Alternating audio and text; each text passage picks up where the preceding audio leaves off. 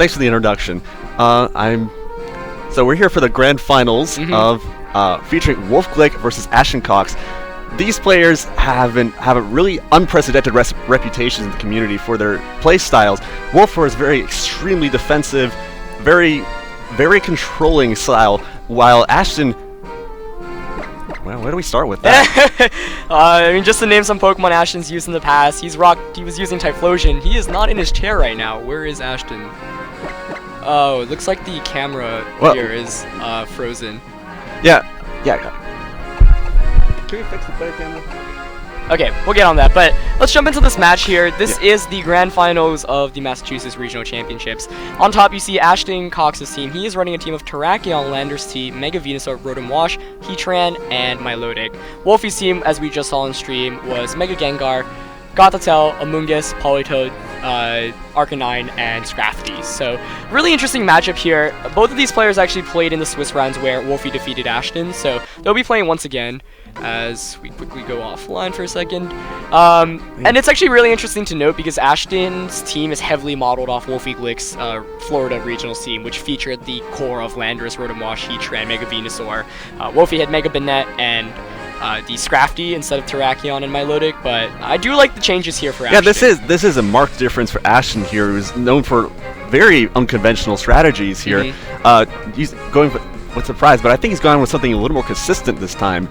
And it really shows that he's not just a man of surprise. He's definitely got a lot of skills to back him up. Absolutely, and of course both of these players played at the 2014 World Championships, so make an appearance once again here in the finals. You know, it's a testament to how good they are and how consistent they are. Yeah, this is actually Ashton's first time in the finals of a regional, so props to him. For Wolfie, this is just another day in the Pokemon lab, but we're gonna see Landorus T and Terrakion here for Ashton against Gengar and Amoonguss. Now, pretty interesting lead matchup right from the start. Obviously, Wolfie's Gengar revolves around kind of protecting a first turn and taking advantage of that. The Landorus in VGC, most of the time, actually carry U-turn, so Ashton can potentially get a U-turn and switch out of here immediately. Yeah, but we should note here that if Amoonguss redirects that U-turn, the eject button that is currently holding will nullify U-turn's effect. That's a fantastic point. So we're going to see him switch into Rotom Wash here. As Gengar is going to Mega Evolve. So Landorus and Rotom Wash now are trapped. However, should the Landorus U-turn here, he will be able to switch out. So we'll see what he decides to go for. I don't know. I mean, we do know Ashton may have a Venusaur in the back to take a switch in from switch into a Spore. No. Very clever. Ashton goes for the Earthquake here. That threatening Gengar right away, but you know that Amoonguss could. But it's currently trapped. It's not going to switch out. That Amoonguss could Spore Landorus right away. Yeah, and the interesting thing here is we don't know what item Ashton has on his Landorus. Perhaps Wolfie does. If it's Choice Scarf, he'll be able to outspeed and just get an Earthquake off and knock out the Gengar. If it's not Scarf, Gengar can actually disable the Landorus' Earthquake. So, pretty interesting position, and of course, the Spore is definitely imminent from Wolfie's end right now. Actually, I take that back. But if the eject button will force it to switch out. So, I actually really like this Earthquake play, especially if he's Scarf Landorus. If he's not, that Landorus is definitely getting disabled. Looks like Wolf's not going to take any chances. He's going to be switching out his Gengar into that Scrafty. A really good play because he's going to be able to get a free Intimidate off here. Oh yeah, and if the eject button switches out Amoonguss here, he can bring in Gengar for free and get a Fake Out too. Plus, and disable that Earthquake at the same time. Yep. So looks like Landorus is going to go for that Earthquake. It doesn't really confirm its item there, but free turn for Ashton here, and that's kind of what you need against teams like Wolf's team, but that Amoonguss is actually going to be able to heal all the way back up because of that Regenerator health. So Regenerator, really a fantastic ability and helping Wolf out a lot today. There's the Gengar coming back in. We can expect to see a Disable coming up next, probably. Yep. We do see Thunderbolt doing just around 50% there. It's actually a lot of good damage for Ashton. And if anything, his goal in this game is to probably knock out the Gengar. So we could actually this next turn see just an Earthquake and maybe a Hydro Pump into the Gengar to try to pick up the knockout. Because once Gengar goes down, you're free to switch with any of your Pokemon. And right now, the trap is what Wolfie really takes advantage of in each of his games, honestly. However, you know, he protects with Gengar really every other turn. Yeah, so if Wolfe lets him take out Gengar, I don't think he's going to let that happen. Yeah, I definitely don't either. We can actually switch in, see another maybe switching into Amoonguss, but Scrafty, of course, does provide Fake Out pressure right now. Can choose to Fake Out either the Landorus or the Rotom, flinching it and not allowing it to attack. Yeah, I see Rotom might be able to get a little more chip damage on Gengar here, but even that might not be enough to keep it out of commission. So we're going to see the fake out going onto the Landorus. It is going to flinch. Gengar's going to go for the disable, targeting down the Landorus, but do we see a Hydro Pump come out here? Hydro Pump hits the Gengar. There we go. Oh, no! Goes after the Scrafty. Wow. Gengar is still pretty healthy, and he must have been predicting the Protect there from Gengar. I would... Yeah, there's... Wow. I feel like he really missed out on a key opportunity there to Hydro Pump, because now we're going to see Amoonguss come in here, and this is what Wolfe's team relies on. You make one mistake, I'm going to switch out, and I'm going to fully capitalize off that. Now that Landorus is probably going to be struggling here because it can't switch out. Yep, it has no moves left. That does confirm the choice item on it. And Thunderbolt comes out into Gengar, and now Wolfe is in such a good position. I really think if Ashton went for the Hydro Pump into Gengar, it would have went down, and there was little downside to go for the Earthquake and Hydro Pump play that turn, in my opinion, just because if Gengar protects, then you just do a lot of damage to Scrafty. Scrafty can maybe get a knockoff off, but nothing more, but you force the Gengar to switch out or protect, but instead, works out perfectly. Now we're just going to see the Rage Powder. The Landorus is going to continue to struggle, so he's going to make that Landorus KO itself, really, as it takes so much damage from that recoil. And Gengar going for that Perish Song. So, what a clutch, really, a couple of turns here, as we see Thunder Wave coming out of Rotom Wash. Interesting. Not the most common status inflicting move, since Will-O-Wisp is used very often on but Rotom, with a little luck on Ashton's side here, he might be able to turn the tables here. Yep. I don't see that happening anytime soon, though. Yeah, I don't either, and I still can't... I really think if the Hydro Pump targeted Gengar there and it knocked it out, Ashton would be in a more commanding of a position, because now I think it's a pretty free opportunity for Wolfe to just knock out Landorus and Rotom, and I think we're very likely going to see him have 4 Pokemon to Ashton's last 2, and one of them being Terrakion. Can't really deal with Amoonguss very well. Quite honestly, if he had targeted down on the Gengar with Hydro Pump, a struggle from Landorus could have finished it off. Yeah. If it didn't knock it out, since we saw Thunderbolt do a fair amount right from the start there. And now Wolfe's just going to play it as safe as possible, and I mean, it's a testament to how good this team is. You make one small mistake, once again, I am going to make sure I get the right Pokemon in to improve my matchup, and we're going to see Struggle come out from that Landorus. Maybe it can knock itself out and get a free switch into something else, but Spore also targeting that slot. Interesting to see Ashton protect here when he's trapped. I mean, his best move would probably be to attack here, but yeah, I think if anything, he wants to maybe avoid getting disabled, but I don't know. It's going to be really, really difficult for Ashton to win this one, because he's going to be losing that Landorus and that Rotom. The Landorus obviously doing nothing. Amoonguss can Rage Powder at this point and just get an attack away. Gengar could switch out, but it is going to just continue to protect here. And Wolfe has been playing this really, really well. Amoonguss unfortunately takes a full paralysis, but Wolfe's put himself into such a good position where it's not really going to matter at this rate. Hydro goes into the Gengar, but perhaps a bit late. We do see the Landorus not get disabled anymore, so that's actually kind of interesting here, because he's going to get a free turn of Earthquake damage, but Gengar most likely will be switching back out if it wakes up. If it wakes up, yeah. And we're going to see Rotom Wash obviously go down to the Perish Song, unless he's carrying a surprise Volt Switch here, but I don't really anticipate that. There are plenty of things in the back that Wolfe can safely switch in and take an Earthquake here. And still, so he's going to come out 4-2 from this turn, probably. Yep, definitely.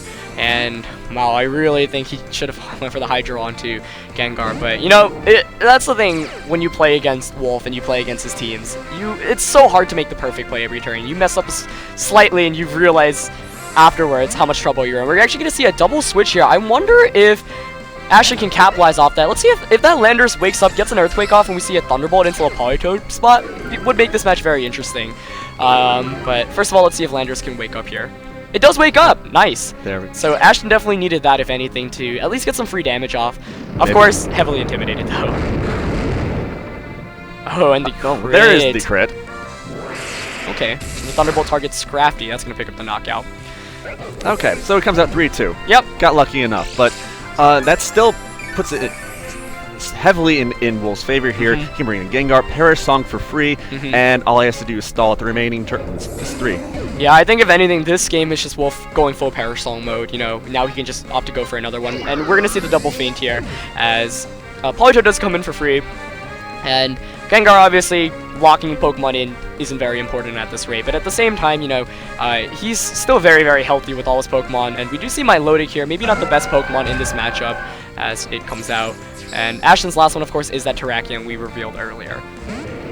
So, you know, Terrakion is a Pokemon that carries Rock Slide, can always pull out something, but Gengar, you would assume, is fast here and can just seal up the game with a Perish Song, but simple disable will take care of that Rock Slide. Exactly, yeah. And, you know, if you're Ashton, you might also forget about Disable. Also, Close Combat would decrease your defense and special defense, putting yourself in potential Shadow Ball KO range. And we do know that both of these Pokemon are carrying Perish Songs, so, you know, you'd have to assume that Wolfe's going to try to finish this game off with a Perish Song. One thing to note, though, is... Well, I mean, he's got 3 Pokemon at this point, so all he has to do is reshuffle weight and get rid of the Perish Songs, because if you're on, for example, a 2-on-2, the slowest Pokemon is the one that ends up going down last. So I'm wondering how slow the Politoed is relative to Milotic. Presumably, Politoed is slower, but... Presumably. Yeah. But, actually, okay, we see the Amoonguss come in here. That'll take Rock Slide and Scald, or whatever Ashton has to throw at it pretty handily. So we do see the Protect coming out of Gengar. Oh, but the Close Combat coming out onto the Amoonguss. He was just trying to knock out the Politoed there. And now this is kind of interesting because he can't be disabled. But the thing is, if Mega Gengar is indeed faster, he can just go for a Shadow Ball into that slot. We do see the Scald going into Gengar, unfortunately.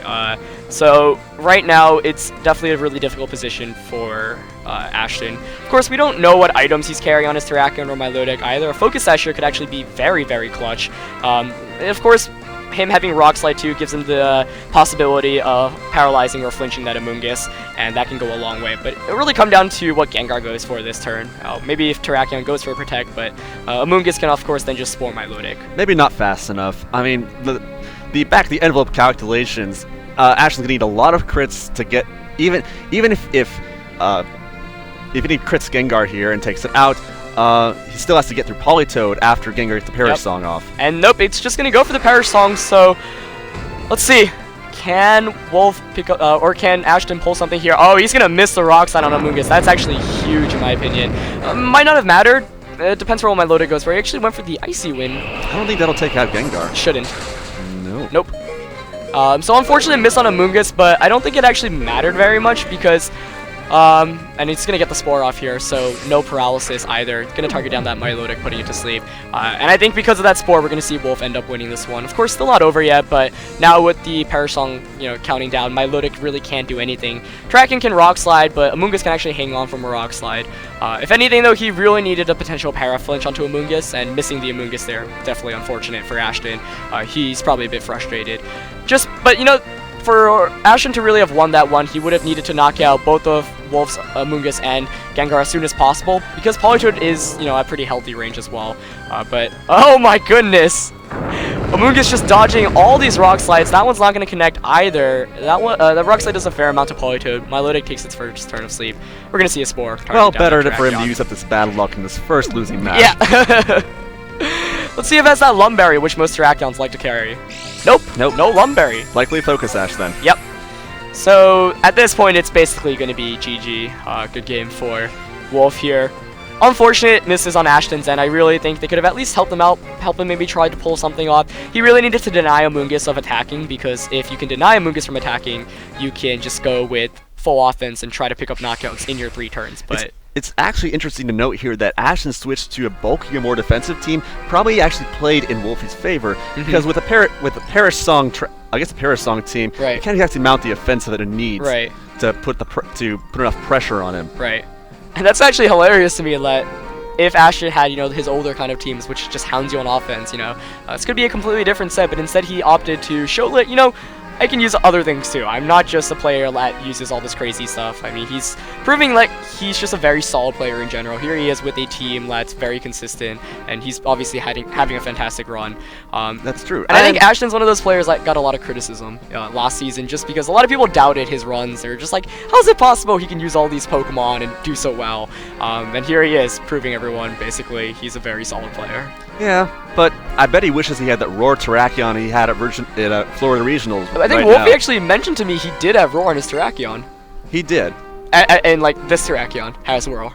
Funny we haven't seen it yet. Yeah. Well, actually, he really hasn't got a chance to use it yet. Exactly. No. Yeah. So we are going into Game 2 here between Wolfie Glick and Ashton Cox. Of course, if Wolfie wins this one, he will be able to clinch the title of Massachusetts Regional Champion and win his second regionals of this season.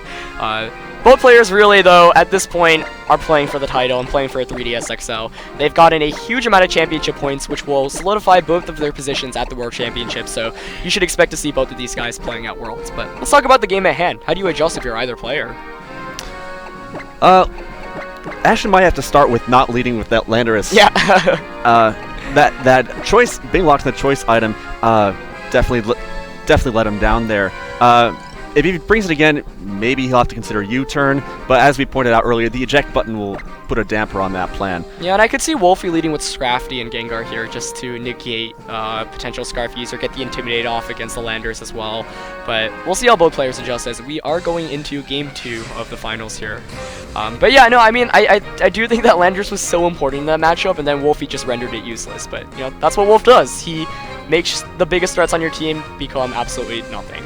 Yeah, his mastery of control over very specific parts on the opposing team is quite unprecedented. Yeah, absolutely. But we're gonna see Gothitelle make an appearance, and you know, Gothitelle, a Pokemon that had a fantastic run at the end of the last season at the 2014 World Championships. Wolfe actually used Gothitelle. A bunch of other players, such as Sejun Park, the world champion, used Gothitelle as well. Barris, Billa also used it. I used it myself, and it's pretty interesting to see it here. I think it's certainly not nearly as strong as it was in the VGC 2014 format, but it gives you a lot of options. And you know, what better team to use it in this format than on a Parish Trap team? Especially Trick Room. I mean, Gengar learns Trick Room as well, as we saw on the Senior World Championships final. Yep. But here, the fact its lack of speed rather is a huge asset for Trick Room teams. So we're going to see Wolfe pull the Scrafty in here, getting the double Intimidate off against both of these physical type attackers. We might just see full Rock Slide mode right now. Lander's just going for the Rock Slide. Does Terrakion Rock Slide as well? Oh, no, it goes for the close combat.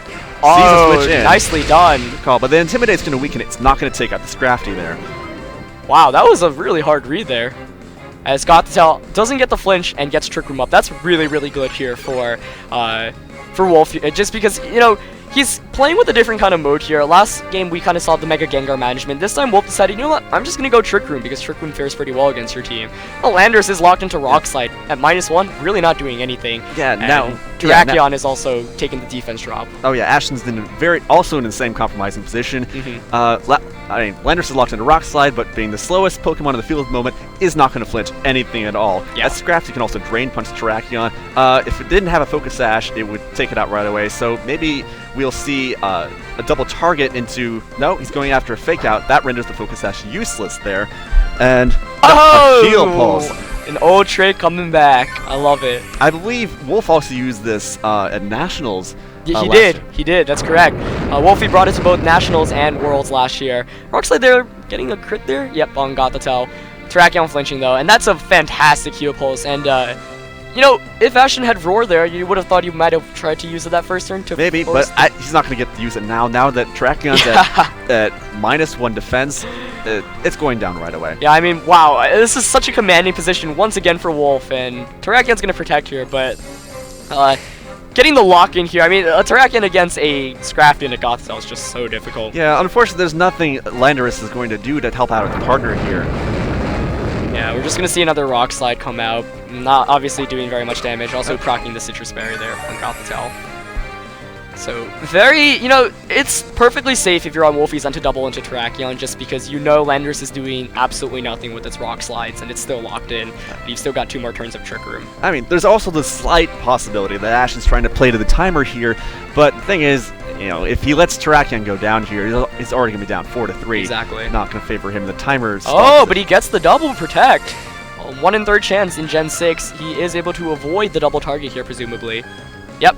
And I do like that play a lot. There's nothing else as Gothitelle avoids the Rock Slide that you can do here. I mean, you can let Terrakion faint and get a free switch in. But if anything, now it forces that, you know, that in this last turn of Trick Room, Terrakion will go down. So he kind of gets an extra turn there as he's going to go... Oh! Wow. That is the... Wow.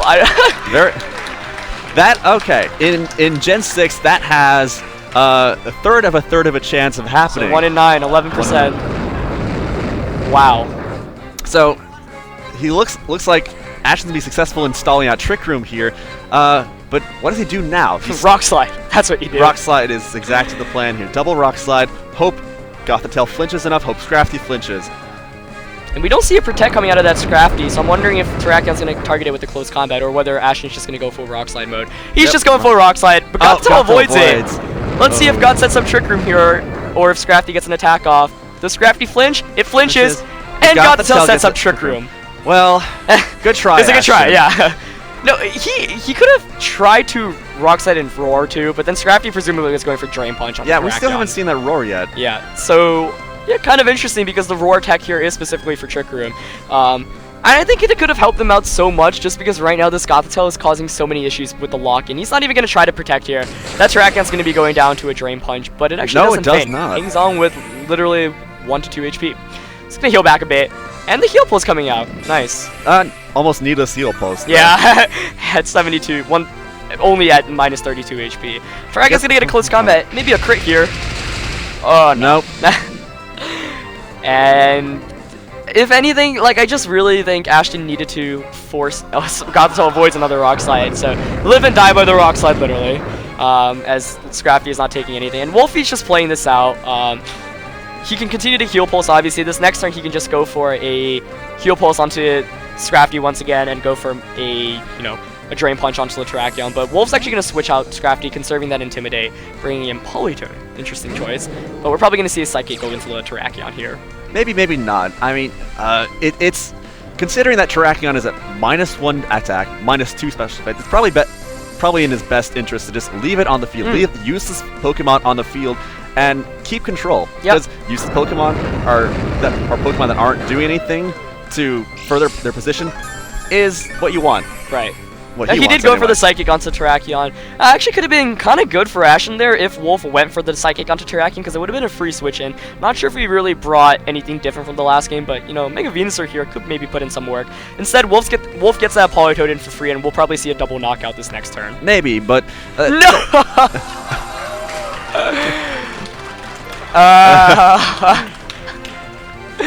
As we see its Scald come out, I think with the Rain Boost maybe enough. No, it actually hangs on. Does it get the burn? There's the burn. That's probably an Assault Vest, the Landorus we're seeing there.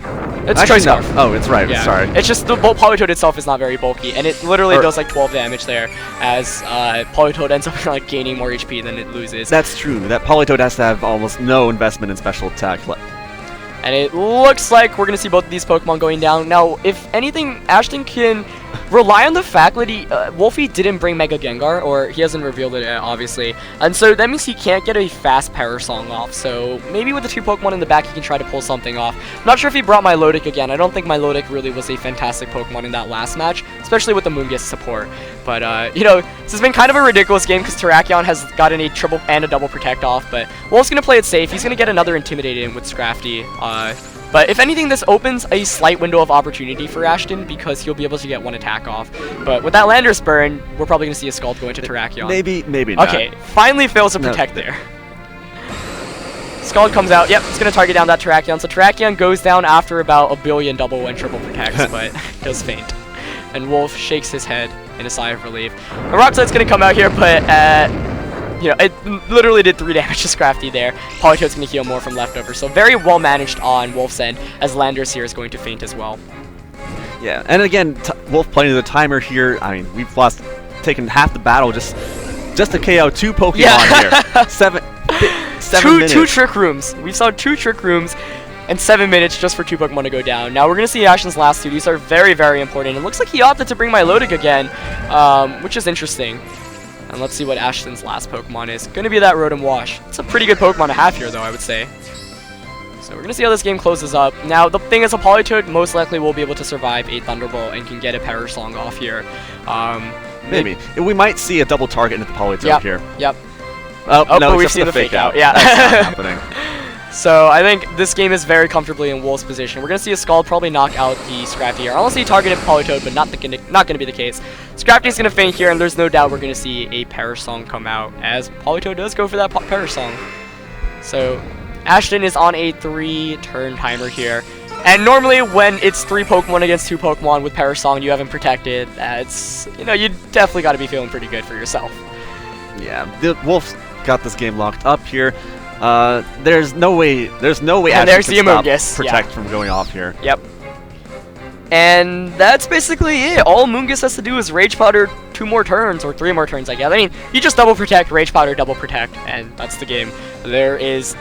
basically nothing Ashton can do, especially with 2 water-type attacks, or 2 water-type Pokemon against an Amoonguss. And yep, Wolf's just going to play it safe. He knows he's got the regional championship in hand now. He's just playing it out. But Ashton's not going to forfeit, being a good sport.